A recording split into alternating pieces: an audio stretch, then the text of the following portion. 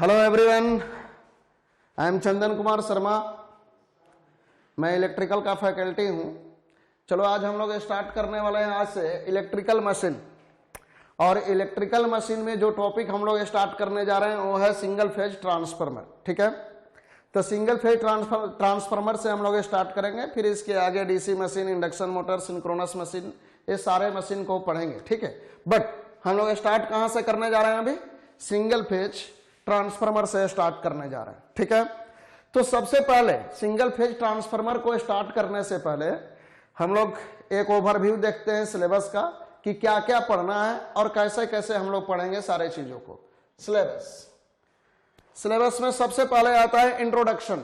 Introduction में हम लोग ओवरऑल ट्रांसफार्मर का इंट्रोडक्शन, यानी बेसिकली ट्रांसफार्मर होता क्या है उससे रिलेटेड कुछ इंट्रोडक्शन पहले हम लोग समझेंगे कि इंट्रोडक्शन क्या होगा ट्रांसफार्मर का।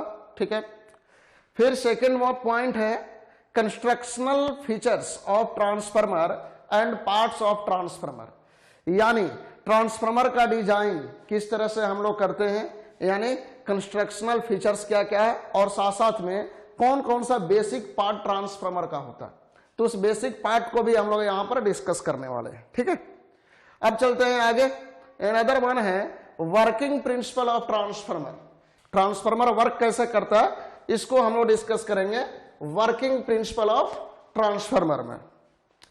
अनदर वन ईएमएफ इक्वेशन, यानी जो ट्रांसफार्मर के प्राइमरी और सेकेंडरी वाइंडिंग में ईएमएफ इंड्यूस होता है उस ईएमएफ को डिस्कस करेंगे और उसका इक्वेशन देखेंगे यहां पर हम लोग।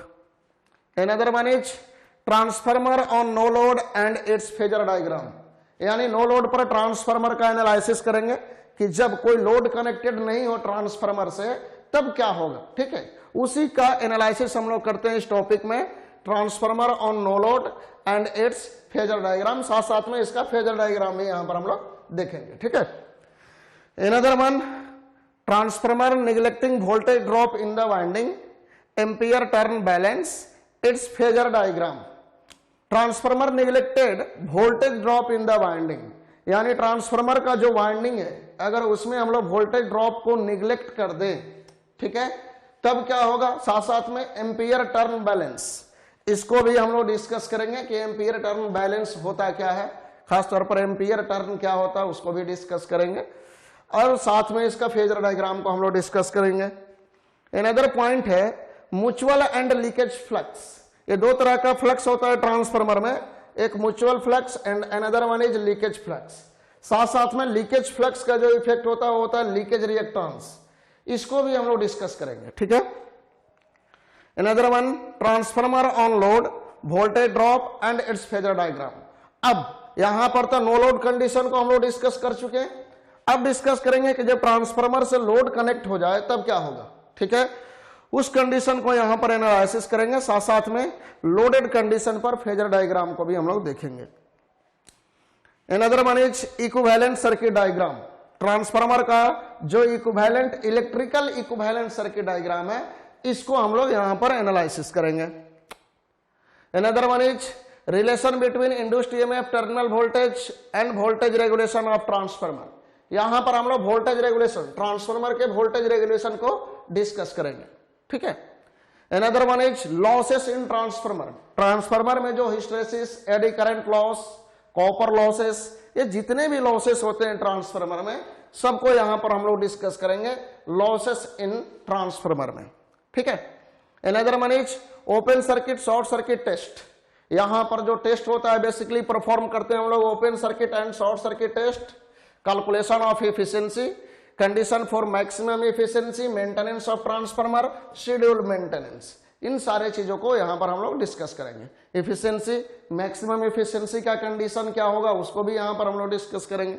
ठीक है, another one is auto transformer construction, working and application. यहां पर हम लोग ऑटो ट्रांसफार्मर को देखेंगे पूरा डिटेल में, इसका कंस्ट्रक्शन कैसे काम करता है और साथ साथ में ऑटो ट्रांसफार्मर का एप्लीकेशन क्या होगा। Okay, another one is instrument transformer construction, working and application. ये बेसिकली मेजरमेंट एंड इंस्ट्रूमेंटेशन में पढ़ना होता है। आप लोग मेजरमेंट पढ़े होंगे, मेजरमेंट एंड इंस्ट्रूमेंटेशन, वहां पर इंस्ट्रूमेंट ट्रांसफार्मर पढ़ना होगा, लेकिन कहीं कहीं किसी किसी स्टेट के सिलेबस में यहाँ इलेक्ट्रिकल मशीन में ही ये गिवन होता है, तो इसको थोड़ा सा डिस्कस कर लेंगे हम लोग। Instrument transformer basically current transformer, potential transformer का कंस्ट्रक्शन, वर्किंग और इसका एप्लीकेशन क्या होगा उसको देखेंगे हम लोग। साथ साथ में एक छोटा सा टॉपिक है आइसोलेशन ट्रांसफार्मर, इसको डिस्कस करेंगे। Another one is different type of transformer including dry type transformer. कितने टाइप का ट्रांसफार्मर हम लोग बेसिकली यूज करते हैं वो सारे टाइप को यहां पर हम लोग डिस्कस करने वाले हैं। Different type of transformer including dry type of transformer. Another one rating and specification of single phase transformer, यानी जो नेम प्लेट रेटिंग होता है, जब हम लोग ट्रांसफार्मर खरीदने जाते हैं तो नेम प्लेट जो रेटिंग होता है उसका मतलब क्या होता है, उसको कैसे हम लोग स्पेसिफाइड करते हैं सिंगल फेज ट्रांसफार्मर में, वो सारी चीजें हम लोग यहाँ पर डिस्कस करेंगे।